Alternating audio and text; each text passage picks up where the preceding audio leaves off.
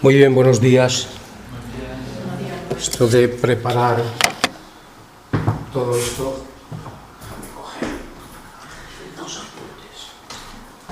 Bueno, pues como ha dicho el hermano Javier, continuamos sumergidos en este tema tan importante como es doctrina de Dios. La verdad es que cuando estás estudiando este tema ves realmente lo pequeño y débiles que somos, ¿verdad? Comparados, por supuesto, con la grandeza de nuestro Dios. Hasta aquí hemos visto bastante acerca, ¿no?, de esta doctrina, pero ahora estamos ya involucrados en los llamados atributos, perfecciones, virtudes, como dice el apóstol Pedro, de Dios. Y mi deseo es que todos aprendamos más acerca de cómo es nuestro Dios, a pesar de que cómo es en realidad Dios nunca lo sabremos. De forma exhaustiva, completa, total, absoluta, es imposible para nosotros. Porque una vez más recuerdo que nosotros somos seres finitos y no podemos entender a un Dios infinito. Pero sí que podemos conocer aquello que Dios revela a través de su palabra y que el Espíritu Santo en nuestras vidas nos ayuda a entender, a comprender. Pero insisto, hermano, nuestro Dios es algo impresionante, es algo maravilloso, es algo extraordinario. Y tenemos que conocer al Dios que nos ha rescatado del infierno y por su misericordia y por su gracia, no solamente nos ha hecho parte de su gran familia, sino que nos ha prometido que un día estaremos con Él por toda la eternidad.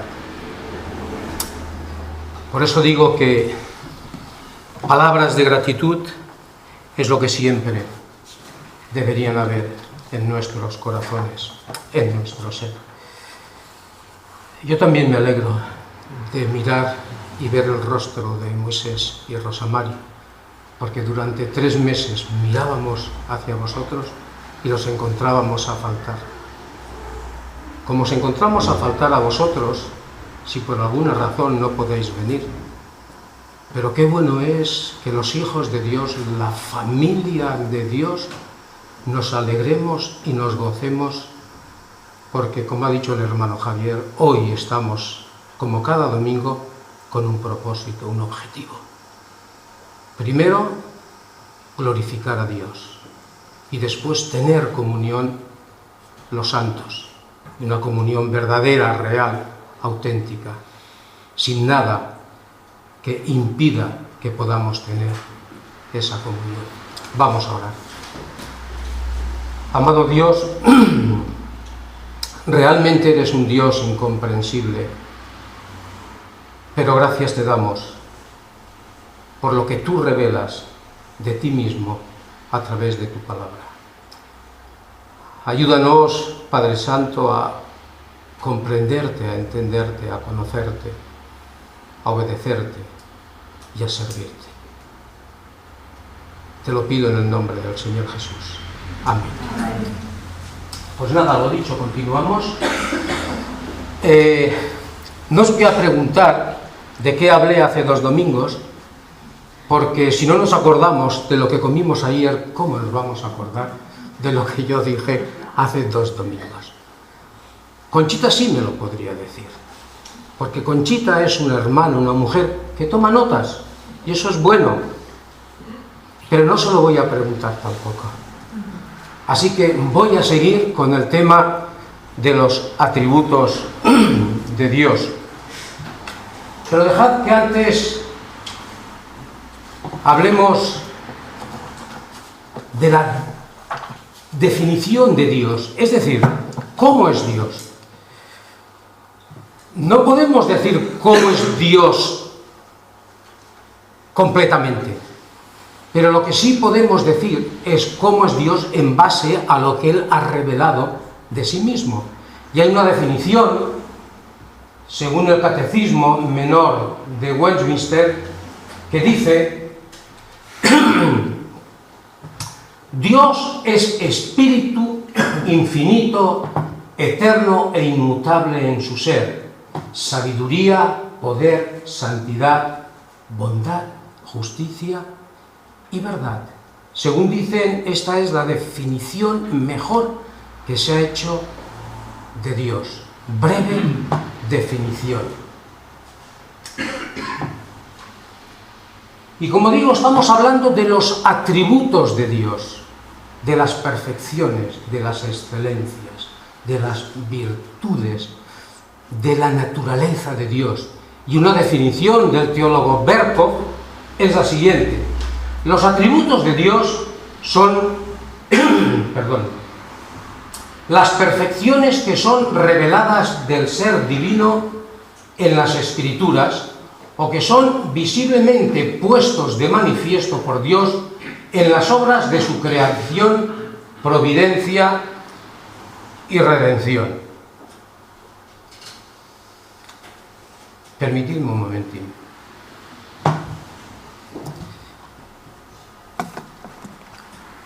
Hace 2 domingos comenté un solo atributo, pero como seguramente no nos acordamos, voy a iniciar el primer atributo, atributos incomunicables. Ya sabéis, como dije, que hay atributos incomunicables y atributos comunicables. ¿En qué se diferencian? Que el atributo o los atributos incomunicables le pertenecen a Dios en exclusividad, y esos atributos no los comparte con nadie.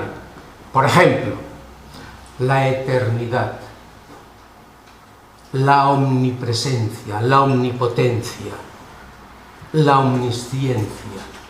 Esto solamente son de Dios en exclusividad, pero hay otros que sí comparte, como veremos más adelante: el amor, la bondad, la misericordia, etcétera, etcétera, etcétera.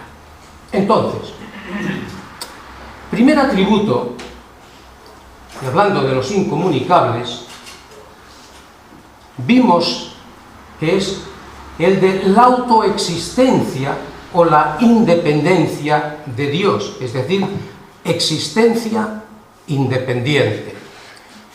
Definición: cuando hablamos de la autoexistencia de Dios o de la independencia de Dios, estamos diciendo que Dios es totalmente independiente de todo otro ser, que Dios tiene existencia en sí mismo. Dios no depende absolutamente de nadie. Vayamos a las Escrituras. Juan 5:26. El Padre, dice el Señor Jesucristo, tiene vida en sí mismo. Cuando Dios se le aparece a Moisés en el monte Sinaí, Moisés está cuidando un rebaño, Dios le dice lo que tenía que hacer, y Moisés le pregunta a Dios: ¿cuál es tu nombre? Y Dios le contesta: yo soy el que soy. Y el yo soy nos está hablando, nos está diciendo que el yo soy es el Dios autoexistente. Cualquier otro ser recibe vida ¿de quién? De Dios. Sin embargo, Dios es totalmente independiente, como digo, y la vida de Dios, su vida, no proviene de ninguna fuente externa. Nosotros tenemos vida, estamos aquí en esta mañana, ¿por qué? Porque dependemos de Dios. No sé si alguna vez lo comenté, pero dejadme que lo ilustre. Yo tuve un cliente que una vez vino al banco y hablando con él me dijo: pertenezco a un grupo que se llama el grupo de los 120. Cuando me dijo eso yo pensé que era un grupo formado por 120 personas. Me dijo: no, somos más, pero denominamos grupo de 120 porque queremos llegar a cumplir 120 años. Hay científicos, en fin, japoneses, de China, americanos. O sea, es como si la vida dependiera de nosotros y pretendiéramos alargar una vida que le pertenece a Dios. Así que, no, hermanos, nosotros dependemos de Dios, pero Dios no depende de nadie. Vimos un pasaje en Hechos capítulo 17, versículo 24, que creo que manifiesta, revela claramente lo que estoy diciendo. El Dios que hizo el mundo y todas las cosas que en él hay, siendo Señor del cielo y de la tierra, no habita en templos hechos por manos humanas, ni es honrado por manos de hombres, como si necesitase de algo. Pues Él, Dios, es quien da a todos, ¿qué? Vida y aliento, y a todas las cosas. Todo, absolutamente todo, depende de Dios. El Dios que lo ha creado es el Dios soberano que sostiene a su creación. Así que nosotros dependemos de Dios, pero Dios, insisto, no depende absolutamente de nadie. Existencia independiente. Ahora bien, la Escritura indica la independencia de Dios en varias maneras. Dios, nuestro Padre, el Dios creador de cielos y de tierra, es totalmente independiente y autosuficiente, en primer lugar, en sus pensamientos. Dice Romanos 11, 33, 34, oh profundidad de las riquezas de la sabiduría y de la ciencia de Dios, cuán insondables son sus juicios e inescrutables sus caminos, porque ¿quién entendió la mente del Señor? ¿O quién fue su consejero? Yo creo que las respuestas a estas dos preguntas es que absolutamente nadie entendió la mente del Señor y nadie fue su consejero. Dios, como digo, es autosuficiente y soberano. Dios no necesita consejos absolutamente de nadie y su mente es perfecta e infinitamente sabia. Vamos a leer un momento Isaías capítulo 40, versículo 13. Isaías 40, 13.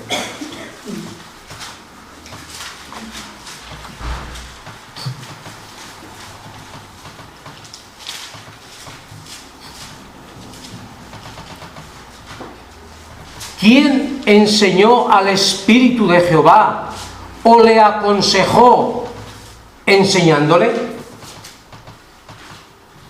Este versículo, como vemos, es un versículo que estaba en la mente de Pablo, porque Romanos, Pablo, precisamente dice lo mismo. ¿Quién? Nadie. Dios no necesita que nadie le enseñe, que nadie le aconseje, que nadie le recuerde absolutamente nada. Así que Dios es totalmente independiente y autosuficiente en sus pensamientos, en segundo lugar, en su voluntad. Daniel 4:35, todos los habitantes de la tierra son considerados como nada, y Él hace según su voluntad en el ejército del cielo y en los habitantes de la tierra, y no hay quien detenga su mano y le diga, ¿qué haces? ¿Qué haces? El ejército del cielo, los ángeles, oyen su voz y hace su voluntad.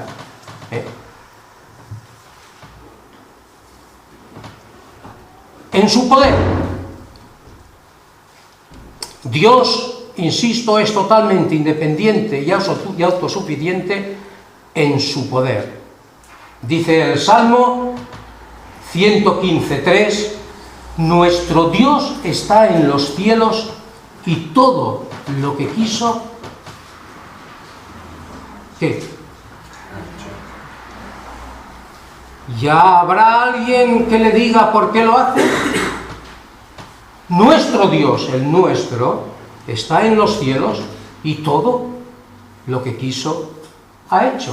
Isaías 46:10 dice, mi consejo permanecerá y haré todo lo que quiera. Ese es nuestro Dios. El Dios que está por encima de toda la creación, porque la creación depende de Dios, puesto que Él es el creador y soberano. Y nosotros, hermanos, dependemos de Dios, independientemente que no lo obedezcamos a veces. Pero nosotros somos criaturas de Dios que pasamos a ser de criaturas a hijos de Dios, por la obra de Cristo. Pero cuando uno es hijo de Dios, ya no actúa, ya no vive de forma independiente. Bueno, podemos vivir si queremos.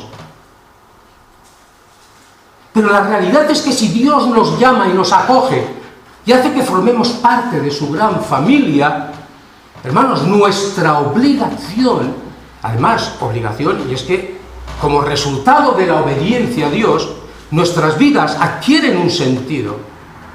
Y el gozo es un gozo especial procedente del cielo que nos lo da a través del Espíritu Santo. ¿Y por qué vivir vidas desagradables cuando tenemos la oportunidad de vivir vidas felices, gozosas, llenas de propósito, de esperanza? Y eso es lo que Dios quiere darnos y que nosotros lo experimentemos.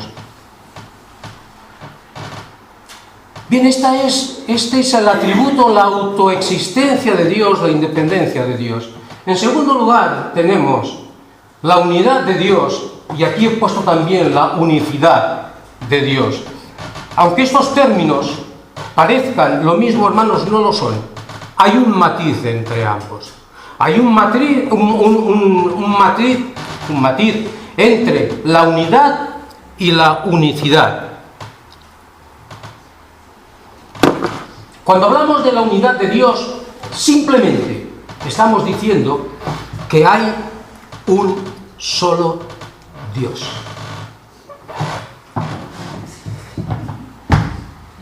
Ahora, me estaba poniendo nervioso. Hay un solo Dios. Eso significa la unidad de Dios. Veamos algunos pasajes que manifiestan lo que os estoy diciendo acerca de la unidad de Dios. Primero de Reyes 8:60, a fin de que todos los pueblos de la tierra sepan que Jehová es Dios, ¿y qué más? Y que no hay otro, un solo Dios. Nuestro Dios. Pablo, en la primera epístola a los Corintios, capítulo 8, versículo 6, dice, para nosotros, sin embargo, solo hay un Dios, el Padre, del cual proceden todas las cosas, y nosotros somos para Él, y un Señor Jesucristo, por medio del cual son todas las cosas, y nosotros por medio de Él.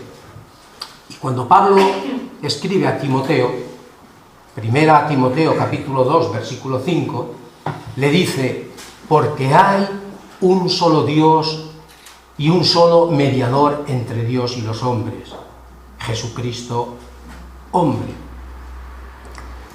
Si miramos las epístolas paulinas, veremos que Pablo enseñó esta verdad, la verdad de que hay un solo Dios, a lo largo de todo su ministerio. Claro, Pablo se enfrentó a veces ante leones que creían en más de un Dios. Habían ciudades que tenían centenares de dioses.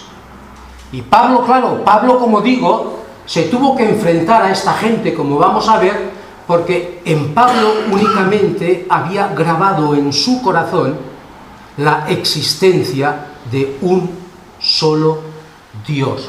Vamos a abrir un momentito Hechos de los Apóstoles, capítulo 19. Aquí Pablo está en Éfeso, y seguro que ahora, cuando veáis el 19, estaréis familiarizados con este pasaje. Hechos de los Apóstoles, capítulo 19, versículos del 23 al 26.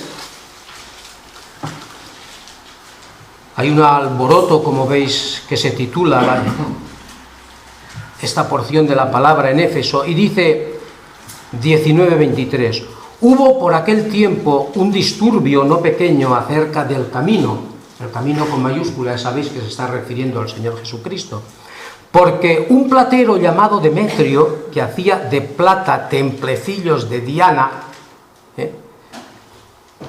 daba no poca ganancia a los artífices, a los cuales, reunidos con los obreros del mismo oficio, dijo: varones, sabéis que de este oficio obtenemos nuestra riqueza, pero veis y oís que este Pablo, no solamente en Éfeso, sino en casi toda Asia, ha apartado a muchas gentes con persuasión, diciendo que no son dioses los que se hacen con las manos. Insisto, en el corazón de Pablo había un solo Dios,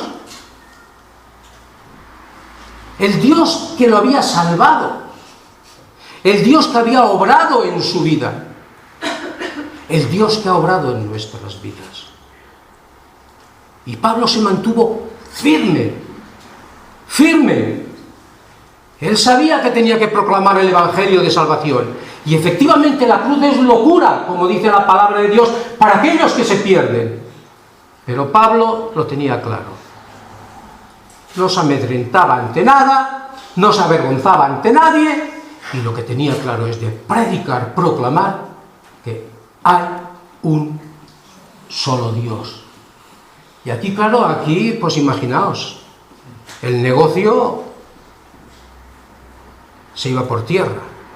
¿Cuántas religiones hay en nuestro mundo, en nuestro país, que a lo largo de la historia han hecho y siguen haciendo gran negocio a través de las ventas de ídolos?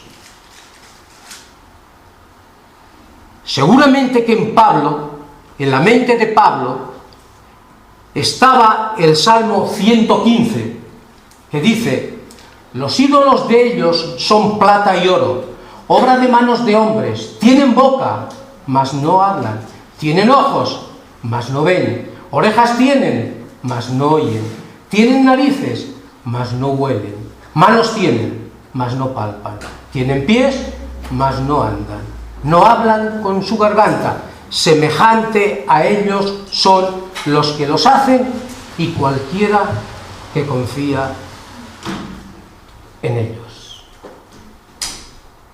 Hermanos, Abraham fue llamado a salir de en medio de la idolatría pagana. Miles, y no estoy exagerando, miles de ídolos habían en Babilonia. Miles. Abraham fue llamado a salir de en medio de esa idolatría, pero ¿con qué propósito fue Abraham llamado a salir de en medio de esa idolatría? Propósito: para ser testigo del Dios único, vivo y verdadero, para confiar en Él, para andar en Él, para apoyarse en Él y para obedecerle. Yo no sé cuál es vuestra procedencia, me refiero en cuanto a religión. Yo puedo hablar de la mía. Yo puedo hablar de la mía. Yo era uno de estos. Me gusta mucho cuando Pablo, escribiéndole a los tesalonicenses, Primera epístola a los Tesalonicenses, capítulo 1, y versículos 9 y 10. Y Pablo les viene a decir a ellos: hermanos, oímos lo bien que hablan de vosotros, de cómo os convertisteis de los ídolos al Dios vivo y verdadero para servirle.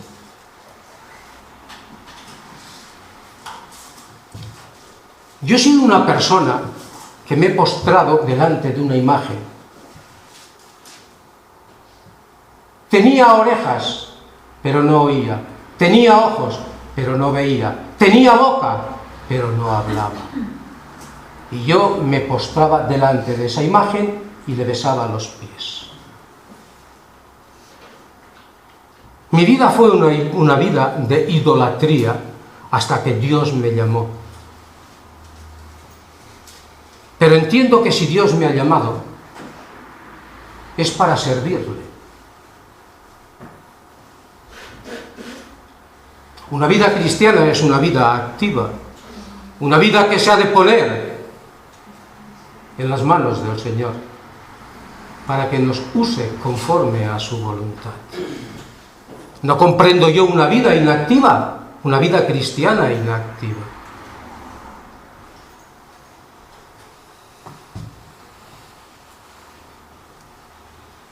Efesios capítulo 2, versículo 1 y 3, por favor. Efesios 2, 1 y 3.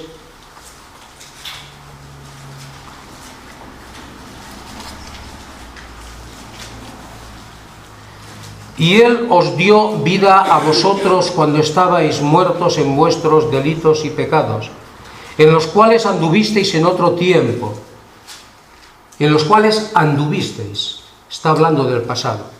Siguiendo la corriente de este mundo, conforme al príncipe de la potestad del aire, el espíritu que ahora opera entre los hijos de desobediencia, entre los cuales también todos nosotros vivimos. ¿Cuándo? En otro tiempo. En los deseos de nuestra carne, haciendo la voluntad de la carne y de los pensamientos, y éramos naturaleza hijos de ira, lo mismo que los demás. Pero si seguimos leyendo, vemos el gran milagro que Dios ha hecho en nuestras vidas, pero es con un propósito, hermanos. Primero, el de obedecer a Dios, adorar a Dios. En segundo, es que no podemos callar. Tenemos que hacer como Pablo, proclamar el Evangelio. Eso es un deber que nosotros tenemos como cristianos. Y diréis, bueno, ¿y qué tiene que ver esto con la unidad de Dios? Pues mucho. Pero no solamente, como digo, Dios nos habla, la palabra de Dios nos habla de que hay un solo Dios, sino que vemos también por la palabra de Dios que nos habla de la existencia de un único Dios. Ese es el matiz que hay entre unidad y unicidad. Unidad nos habla de un solo Dios. Unicidad nos dice un único Dios. Cuando el pueblo de Israel sale de Egipto, todos sabemos que llegan a un punto donde se encuentran con el Mar Rojo. Se ven perdidos. Pero Dios obra el gran milagro. Ahí se puede ver el poder de Dios manifestándose delante de su pueblo. Una vez han atravesado el Mar Rojo, hay un cántico, que lo vemos en las Sagradas Escrituras, un cántico de Moisés y de María. Y ahí llegan a decir: ¿quién como tú, oh Jehová, entre los dioses? Y aquí a continuación nos habla de cómo es ese único Dios.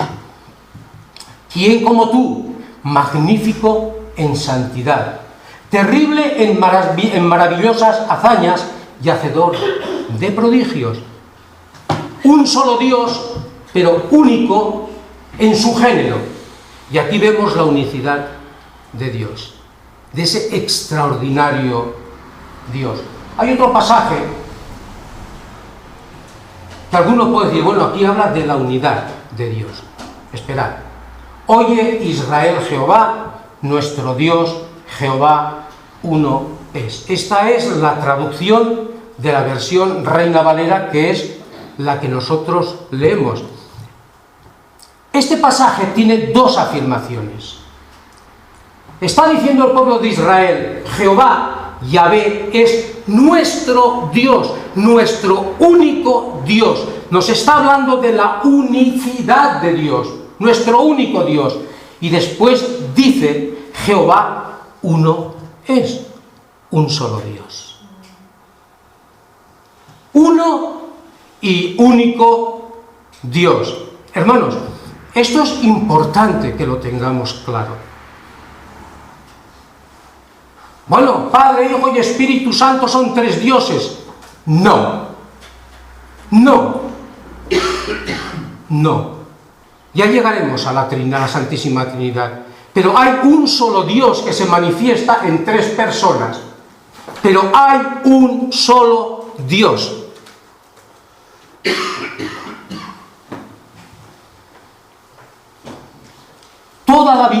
Toda la Biblia da testimonio que existe solamente un solo Dios y un único Dios. Dicho esto, tercer atributo incomunicable, la infinidad de Dios. La infinidad de Dios. ¿Cómo podemos definir la infinidad de Dios? Que Dios no está sujeto a limitación alguna. Dios no está sujeto a limitación alguna. ¿Qué quiere decir esto? Que Él, Dios, llena el universo y no tiene límite ni en el espacio ni en el tiempo. El ser de Dios no está condicionado a ni por ningún límite. No lo entiendo, ni yo tampoco. Pero es lo que nos dice la palabra de Dios. A Dios no podemos encajonarlo. A Dios no podemos ponerlo en una probeta o en un tubo de ensayos, en un laboratorio y analizarlo. Es imposible. Dios escapa a nuestra mente. Y esto lo que nos tiene que proporcionar a nosotros es un gran consuelo, no un problema, todo lo contrario. Nuestra dependencia es del Dios que lo llena todo y que al mismo tiempo está en todo lugar. Esto, como digo, debe proporcionarnos consuelo, porque no hay nadie, absolutamente nadie, comparable a nuestro Dios. Hermanos, consuelo. Dice Primero de Reyes 8:27, pero ¿es verdad que Dios morará sobre la tierra? He aquí que los cielos de los cielos, no te pueden contener. Cuanto menos esta casa que yo he edificado. Aquí estaban presentando el templo, lo estaban presentando. Dios había llenado el templo. Su gloria estaba presente en el templo. Y Salomón llega a decir estas palabras. He aquí que los cielos de los cielos, he aquí que los cielos de los cielos, no te pueden contener. ¿Cómo te puede contener esta casa que yo he construido siguiendo las órdenes de mi padre David? Dios estaba ahí, ese era el lugar donde el pueblo de Israel debería de reunirse para adorar a Dios. Pero Dios no estaba únicamente en el templo, Dios estaba en todo lugar.